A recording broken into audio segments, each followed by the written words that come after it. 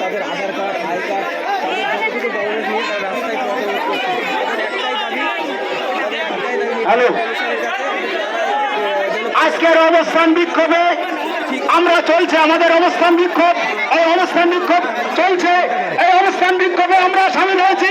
এই মুখ্য নির্বাচন কমিশন আমাদের যুবক চাই, যুবক পাও। সাধারণ মানুষদের ভোটের